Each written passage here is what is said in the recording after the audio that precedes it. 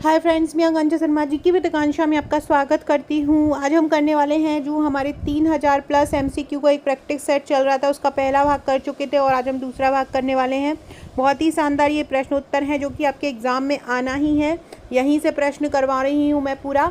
और इसके अलावा दो सीरीज़ और मेरे चैनल पर चल रही हैं। एक थ्योरी क्लासेस है और एक प्रैक्टिस सेट है, उसमें हम करीब 15,000 प्रैक्टिस सेट करेंगे। ये मेरे जो आपको बुक मिलेगी, हमारे नोट्स के साथ आपको एक प्रैक्टिस बुक मिलती है, उसमें से ही जो क्वेश्चन है वो मैं आपको करा रही हूँ। तो चलिए स्टार्ट करते हैं। पहला है, गर्भावस्था के दौरान अतिरिक्त अगर प्रोटीन ले लिया जाए तो क्या होता है। देखिए, गर्भावस्था में प्रोटीन की मात्रा नॉर्मली बोली जाती है कि 60 से 90 ग्राम जो प्रोटीन गर्भावस्था में लेना चाहिए। अब और ये अलग अलग तिमाही के अनुसार अलग अलग होती है, शुरू की तिमाही और उसके बाद की तिमाही। जैसे बात की जाए अगर प्रोटीन की, तो जब भी गर्भवती महिला होती है और शुरू की दूसरी तिमाही होती है, मतलब शुरू के जो 6 महीने होते हैं उसमें लगभग 5.5 ग्राम प्रोटीन का बोला जाता है। ये एक डाटा है आईसीएमआर की रिपोर्ट के अनुसार। आपको अलग अलग जगह अलग अलग डाटा मिलेगा, लेकिन वो अलग अलग रिपोर्ट के अकॉर्डिंग है। एवरेज अगर पूछे कि गर्भवती महिला को कितनी आवश्यकता होती है, तो एवरेज हम बोल सकते हैं कि 70 ग्राम प्रोटीन गर्भवती महिला को आवश्यक होती है। इसके अलावा जो तीसरी तिमाही होती है, मतलब जो लास्ट के 3 महीने रहते हैं 7 से 9 महीने तक, उसमें जो गर्भवती महिला की प्रोटीन की डाइट है वो 68 ग्राम प्रोटीन होना चाहिए। अगर 55 और 68 में हम एवरेज देखें तो लगभग 70 ग्राम प्रोटीन एक महिला को आवश्यक है गर्भावस्था में अगर महिला है। और अगर नॉर्मल साधारण महिला है तो 40 ग्राम प्रोटीन चाहिए है और पुरुष को 54 ग्राम प्रोटीन चाहिए। और वही अगर धात्री महिला है, स्तनपान कराने वाली महिला है, तो जब वो बच्चा शुरू 0 से 6 महीने का है तो 63 ग्राम प्रोटीन चाहिए रहता है। और बच्चा अगर 7 से 12 माह का है तो 59 ग्राम प्रोटीन चाहिए रहता है। ये आईसीएमआर की रिपोर्ट के अकॉर्डिंग है। गर्भावस्था के दौरान आवश्यक अतिरिक्त प्रोटीन के लिए आवश्यक क्या होता है। गर्भाशय के आकार में वृद्धि, गर्भस्थ शिशु की तीव्र वृद्धि। तो ये दोनों ही, जब भी प्रोटीन मिलेगा तो शरीर की कोशिकाएं ज़्यादा वर्क करेंगी, ज़्यादा बनेंगी, तो जिससे गर्भाशय के आकार में भी वृद्धि होगी और बच्चा इजीली जो है आ पाएगा बाहर। और गर्भस्थ शिशु की भी तीव्र वृद्धि होती है, क्योंकि अगर प्रोटीन मिलेगा, प्रोटीन ही कोशिकाओं को बनाता है, तो प्रोटीन ही हड्डियों को बनाता है, बोन्स को मजबूत करता है। तो प्रोटीन इसके लिए बहुत आवश्यक है शरीर के लिए। तो ये दोनों ही कारण हो जाएंगे गर्भावस्था में प्रोटीन के लिए। अगला है, गर्भावस्था के दौरान फॉलिक अम्ल युक्त अनुपूरकों का सेवन किसके जोखिम से हटाता है। फॉलिक अम्ल, जिसको हम विटामिन B9 भी बोलते हैं, और इस फॉलिक अम्ल युक्त अगर हम आहार लेते हैं तो वो किसके जोखिम को घटाता है। तंत्रिका नाल दोष, घेंगा, मधुमेह या कोई नहीं। तो ये हटाता है तंत्रिका नाल दोष। अगर फॉलिक अम्ल पर्याप्त मात्रा में लिया जाता है तो तंत्रिका नलिका से संबंधित जो दोष होते हैं वो फिर नहीं होते हैं। अगला है, समुदाय में बच्चों की स्वास्थ्य स्थिति की माप क्या होती है। किसी भी समुदाय में अगर बच्चे की स्वास्थ्य स्थिति के बारे में पता करना है तो किसके द्वारा पता कर सकते हैं। नवजात मृत्यु दर, मातृ मृत्यु दर, अशोधित जन्म दर या अशोधित मृत्यु दर। देखो, यहाँ पे बात क्या की जा रही है, समुदाय में, मतलब किसी विशेष समुदाय में की जा रही है। जो अशोधित मृत्यु दर होती है, जिसको हम CDR भी बोलते हैं, तो जो अशोधित मृत्यु दर होती है, ये किसी समुदाय में 1000 आबादी पर जन्म लेने वाले बच्चों की संख्या अशोधित जन्म दर कहलाती है। और मृत्यु होने वाले बच्चों की संख्या 1000 की आबादी पर अशोधित मृत्यु दर कहलाती है। तो ये किसी समुदाय में कहलाती है। तो समुदाय में बच्चों की स्वास्थ्य स्थिति के बारे में बताता है अशोधित मृत्यु दर। अशोधित मृत्यु दर क्या होती है, किसी समुदाय में 1000 आबादी पर मरने वाले बच्चों की संख्या। वर्तमान में अगर बात की जाए, 2020 का आंकड़ा है हमारे पास, 7.3 से 7.4 तक ये अशोधित मृत्यु दर पहुँच गई है। और 1994 में ये 9.8 थी, लेकिन अब घट गई है और घटकर 7.3 से 7.4 पहुँच गई है। तो याद रखिएगा, अशोधित मृत्यु दर क्या होता है। अशोधित मृत्यु दर 1000 आबादी पर, किसी समुदाय में 1000 आबादी पर मरने वाले बच्चों की संख्या। अगला है, गर्भावस्था के दौरान स्तनों में परिवर्तन के लिए कौन सा हार्मोन उत्तरदायी होता है। तो इस पर प्रोजेस्टेरोन हार्मोन उत्तरदायी होता है गर्भावस्था के दौरान अगर स्तनों में परिवर्तन होता है। अगला है, किशोरावस्था में बालिकाओं हेतु आयरन की कितनी आवश्यकता होती है। किशोर अवस्था में आयरन का जो मात्रा है वो बढ़ जाती है, स्पेशली महिलाओं को बढ़ जाती है। और यहाँ पे बालिकाओं की ही बात की है, तो किशोर अवस्था में महिलाओं की जो आयरन की रेट है वो क्या होती है। देखो ये अलग अलग लोगों के अनुसार अलग अलग होती है। जैसे कि मेल के लिए अलग क्वांटिटी होती है। जैसे कि अगर हम ICMR की रिपोर्ट देखी जाए तो उसमें 19 ग्राम बोला गया है जो मैन होता है, आदमी होता है, उसको पर डे लेने के लिए, और जो महिला है उसको बोला है 29 ग्राम। ये ICMR की रिपोर्ट बता रही हूँ। इसमें 27 ग्राम गर्भवती महिला को बोला है और 23 ग्राम धात्री महिला को बोला है। यहाँ पे बात की जा रही है किशोरावस्था में बालिकाओं हेतु, बालिकाओं के लिए बोला गया है लगभग 30 ग्राम प्रोटीन का बोला गया है। और यहाँ पर क्या इसमें दिख रहा है तो 28 से 30 मिलीग्राम बोला, ये सॉरी ये मिलीग्राम कर लीजिएगा। तो किशोरावस्था में बालिकाओं हेतु आयरन की आवश्यकता कितनी होगी, 28 से 30 मिलीग्राम होगी। आदमी के लिए 19 मिलीग्राम, महिलाओं के लिए 27 मिलीग्राम, महिलाओं के लिए 29 मिलीग्राम, गर्भवती महिलाओं के लिए 27 मिलीग्राम और धात्री महिलाओं के लिए 23 ग्राम। बहुत कन्फ्यूज़न है इसमें, लेकिन आपसे जैसा पूछें, ये RDA की रिक्वायरमेंट है। RDA 2020 में जो ICMR की रिपोर्ट आई है तो उसके अकॉर्डिंग ये डाटा है। तो याद रखिएगा किशोरावस्था में बालिकाओं हेतु आयरन की आवश्यकता कितनी होती है, 28 से 30 मिलीग्राम प्रतिदिन आयरन की आवश्यकता महिलाओं को होती है। क्योंकि महिलाओं को जो पीरियड आते हैं उसमें उसके कारण महिलाओं को पुरुष की अपेक्षा जो ब्लड की आवश्यकता ज़्यादा होती है, इसलिए यहाँ पे आयरन की आवश्यकता ज़्यादा होती है। इसलिए आदमी को केवल 19 ग्राम आयरन चाहिए, 19 मिलीग्राम आयरन चाहिए है। और जो महिलाएं हैं, महिलाओं को कितना चाहिए है, 27 ग्राम चाहिए। तो चलिए अगला क्वेश्चन देखते हैं। गर्भावस्था की पुष्टि हेतु किसकी जांच की जाती है। अगर कोई महिला प्रेग्नेंट है तो इसके लिए किसका जांच किया जाएगा, मूत्र का, रक्त का या लार का। तो उसकी मूत्र की जांच की जाती है। अगला है पूर्ण गर्भावस्था की अवधि कितनी होती है, 205 दिन, 280, 288 या 290। तो पूर्ण गर्भावस्था की जो अवधि होती है 280 दिन होती है। अगला है जन्म से लेकर 1 वर्ष तक की जो आयु होती है वो क्या कहलाती है, उसको हम शैशवावस्था बोलते हैं। जन्म से लेकर 1 वर्ष तक की अवस्था क्या कहलाती है, शैशवावस्था कहलाती है। फिर 3 से जो 10 वर्ष तक की, या अलग अलग लोगों ने अलग अलग आयु बताई है कि एक जो मानक स्तर का है कि 3 से 11 तक की कहलाएगी बाल्यावस्था, फिर 11 से 18 की कहलाएगी किशोरावस्था। इस प्रकार से अवस्थाओं को अलग अलग भागों में बांटा है। रॉस महोदय जो है उन्होंने इस जो अवस्थाएं उसको 4 भागों में बांटा है। अलग अलग जो लोग हैं उन्होंने अलग अलग तरीके से बांटा है। पियाजे ने संज्ञानात्मक विकास के अवस्थाओं में 4 अवस्थाओं में बालक के विकास को बांटा है। तो ये अलग अलग ध्यान रखिएगा। जन्म से लेकर 1 वर्ष तक की आयु क्या कहलाएगी, शैशवावस्था कहलाएगी। अगला है गर्भ धारण पूर्व एवं प्रसव पूर्व डायग्नोस्टिक के पास जाया जाता है। तो ये कोई एक तकनीक अधिनियम पर केंद्रित होता है। प्रसव पूर्व नैदानिक तकनीक अधिनियम किस पर केंद्रित होता है, तो जब भी कोई भी व्यक्ति, कोई भी महिला है प्रेग्नेंट होती है तो वो अपना चेकअप कराने के लिए जाती है, तो वो किस अधिनियम के तहत जाती है, उस अधिनियम में क्या क्या शामिल होते हैं। तो वो जाति जो है वो एक नैदानिक तकनीक, प्रसव पूर्व नैदानिक तकनीक अधिनियम के तहत जाती है। उसमें क्या क्या शामिल है, मादा भ्रूण गर्भाधान की रोकथाम, बिल्कुल सही है कि जो भ्रूण आएगा उसकी गर्भाधान की रोकथाम, उसको किस तरह से रोकथाम किया जाए।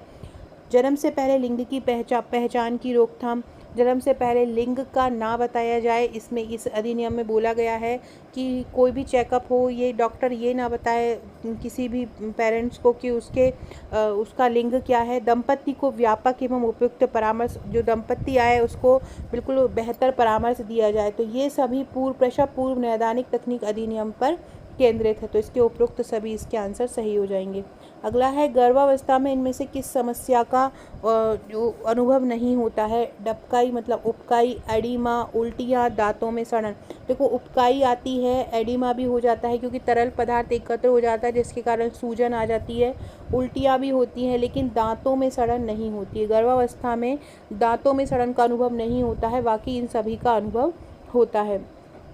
अगला है यह अनुशंसा की जाती है कि प्रसव के बाद आरंभिक 6 महीनों में नवजात शिशु को आरंभिक 6 महीने में केवल और केवल माँ का दूध ही पिलाना चाहिए।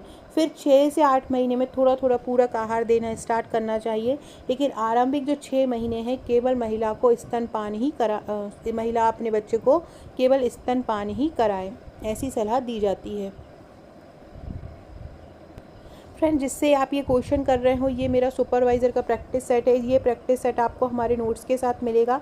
इसमें ये 13,000 एमसीक्यू, इसमें केवल एमसीक्यू का बने टोटल आपको ये 7 बुकलेट मिलती हैं। आप देख सकते हैं इसमें 5 बुकलेट थ्योरी बुकलेट है, और थ्योरी भी ऐसी लिखी गई है बहुत ही ईजी लैंग्वेज में, हैंड रिटन ये नोट्स हैं। पहली बुकलेट है जो महिलाएं घर पर रहती हैं, ऑफिस वर्क करती हैं, अपना नोट्स नहीं बना पाती, उनके लिए रेडीमेड बना बनाया मटेरियल है।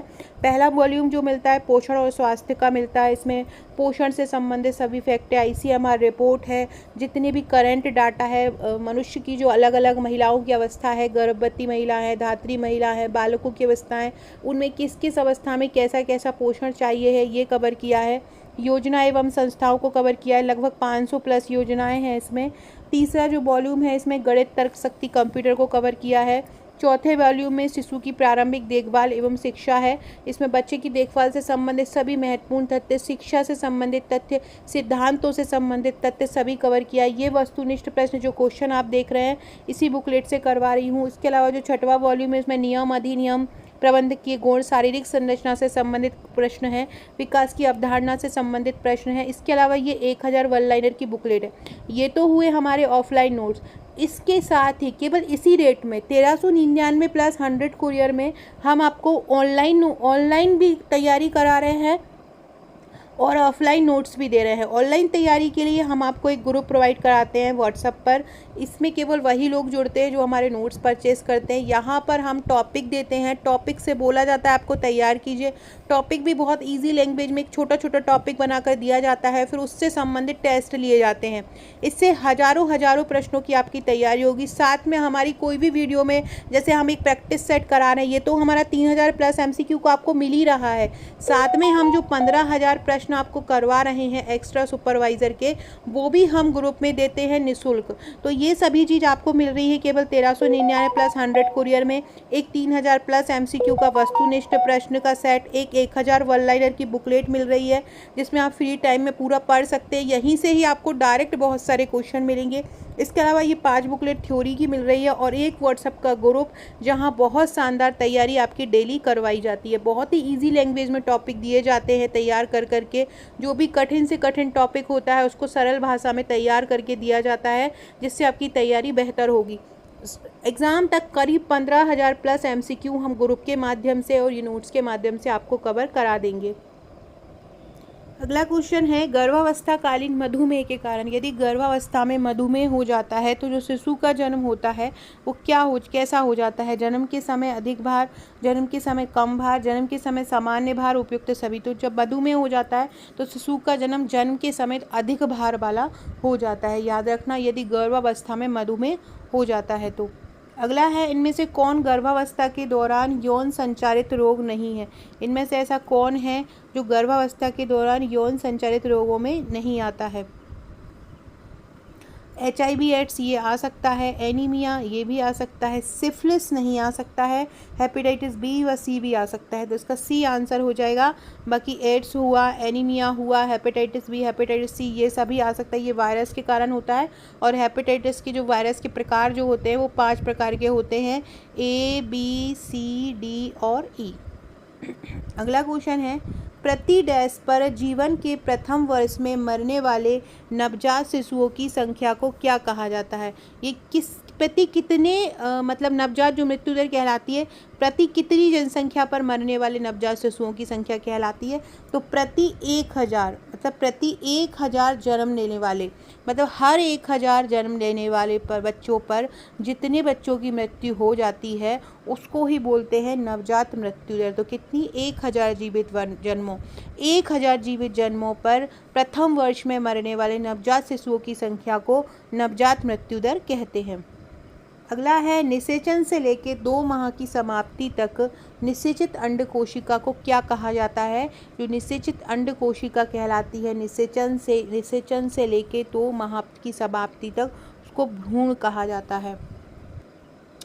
फ्रेंड्स सॉरी, ये मुझसे मिस्टेक से भ्रूण भूल गया है। इसका आंसर होगा युग्मनज या इसको बोलते हैं जाइगोट। निषेचन से लेकर 2 माह की समाप्ति तक निषेचित अंड कोशिका को क्या बोला जाता है? युग्मनज या जाइगोट बोला जाता है, ये याद रखिएगा। और ये फैलोपियन ट्यूब में होता है। निषेचन जो होता है वो कहाँ पर होता है? निषेचन फैलोपियन ट्यूब में होता है, जो अंडाशय को गर्भाशय से जोड़ता है। फैलोपियन ट्यूब क्या करती है? फैलोपियन ट्यूब अंडाशय को निषेचन अंडाशय जो होता है उसको गर्भाशय से जोड़ती है, याद रखना। फैलोपियन ट्यूब अंडाशय को गर्भाशय से जोड़ती है और निषेचन फैलोपियन ट्यूब में ही होता है। और इसको क्या कहा जाता है? निषेचित अंड कोशिका को, निषेचित अंड कोशिका को युग्मनज कहा जाता है, याद रखिएगा। अगला है, गर्भावस्था की तीसरी तिमाही के दौरान अपेक्षित भार वृद्धि कौन सी है? गर्भावस्था की जो तीसरी तिमाही होती है उसके अपेक्षित भार वृद्धि कितनी है? तो 1 पाउंड प्रति सप्ताह, 1 पाउंड प्रति सप्ताह, या बोल सकते हैं 500 ग्राम प्रति सप्ताह ये बढ़ता है। गर्भावस्था की जो तीसरी तिमाही है, दूसरी तिमाही में भी इसी प्रकार से 500 ग्राम प्रति सप्ताह बढ़ता है या 1 पाउंड प्रति सप्ताह बढ़ता है, और तीसरी तिमाही में भी यही स्थिति होती है। तो याद रखिएगा, चाहे तीसरी तिमाही हो और चाहे दूसरी तिमाही हो, बच्चे का जो वजन होता है, जो भार वृद्धि होती है, वो 1 पाउंड प्रति सप्ताह या 500 ग्राम प्रति सप्ताह बढ़ता है। ये फैक्ट याद रखिएगा, ये बहुत इंपॉर्टेंट है। इसको भी मैंने अपना जो ग्रुप है उसमें बहुत ही शानदार तरीके से सरल भाषा में इसको भी करवाया है कि बच्चे का वजन जो है वो किस प्रकार से बढ़ता है, और उसका टेस्ट भी मैंने अपने ग्रुप में लिया है। अगला क्वेश्चन है, यदि गर्भावस्था में विशेष रूप से कैलोरी की मात्रा बहुत कम हो तो कौन सी स्थिति उत्पन्न होती है, जिसके परिणाम स्वरूप गर्भस्थ शिशु के मस्तिष्क को ऊर्जा की आपूर्ति घट जाती है, जिससे मस्तिष्क का विकास होना संभव नहीं होता है? इसको विपुटिता या डाइवर्टिकुलोसिस बोलते हैं। विपुटिता या डाइवर्टिकुलोसिस, याद रखना, ये तब बनता है जब व्यक्ति का जो माँ होती है वो पर्याप्त मात्रा में कैलोरी इंटेक नहीं करती है, जिसके कारण जो बच्चा है उसको ऊर्जा पर्याप्त मात्रा में नहीं मिल पाती, उसके मस्तिष्क में पर्याप्त मात्रा में ऊर्जा नहीं मिलती है और मस्तिष्क का विकास कम हो जाता है, जिसके कारण बच्चे मंगोल भी हो जाते हैं, या इस प्रक्रिया को बोलते हैं डाइवर्टिकुलोसिस। अगला है, जन्म के समय कम भार को कितने पाउंड से कम भार के रूप में परिभाषित किया है? तो 5.5 पाउंड से अगर कम वजन होता है बच्चे का तो उसको बोला जाता है कि बच्चा कम भार से पीड़ित है। अगर बच्चे का जो वजन होता है वो 5.5 पाउंड से कम होता है तो बच्चे को बोला जाता है कि वो कम भार से पीड़ित है। गर्भावस्था में जिंक की कमी किसका कारण बन सकती है?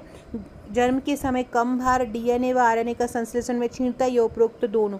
गर्भावस्था में अगर जिंक का प्रयोग कम किया जाए या जिंक की मात्रा, जो जिंक की आवश्यक जो डाइट है वो ना ली जाए, तो ये जो है वो इन दोनों का ही कारण बनती है। इसके कारण मस्तिष्क का जो भार है वो भी कम हो जाता है, साथ में डीएनए और आरएनए संश्लेषण में भी छीड़ते जाती है। जिंक का हमने कल ही, अगर आपने हमारे नोट्स लिए होंगे तो ग्रुप में मैंने कल जिंक को बताया है कि एक पुरुष जो होता है उसको 17 मिलीग्राम जिंक पर डे चाहिए है और महिला को 13 मिलीग्राम पर डे चाहिए। लेकिन अगर महिला गर्भवती है तो उसको 14.5 मिलीग्राम जिंक पर डे चाहिए है।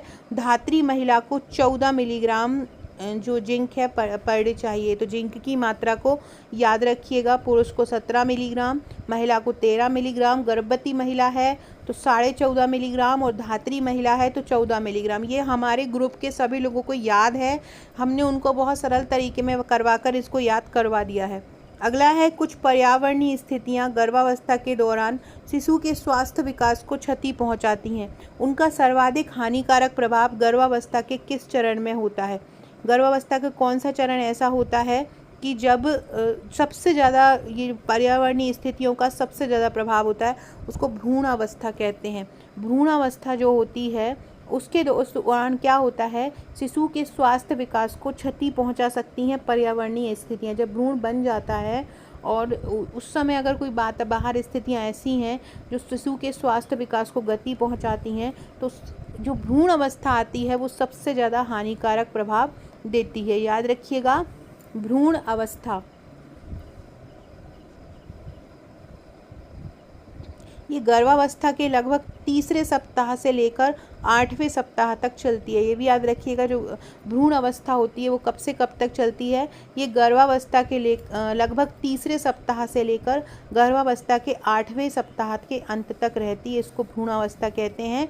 और इसी दौरान ही पर्यावरण में अगर कोई मतलब कोई गतिविधियाँ होती हैं तो विपरीत प्रभाव जो है बच्चे पर पड़ सकता है। सो फ्रेंड्स, ये था हमारे आज के क्वेश्चन। आज से आपको पसंद आए होंगे। वीडियो अच्छा लगा हो तो लाइक शेयर सब्सक्राइब जरूर कीजिएगा। अगर आपको हमारे नोट्स अच्छे लगे हैं तो नोट्स के लिए आप मुझे व्हाट्सअप कर सकते हैं। Okay friends, thank you.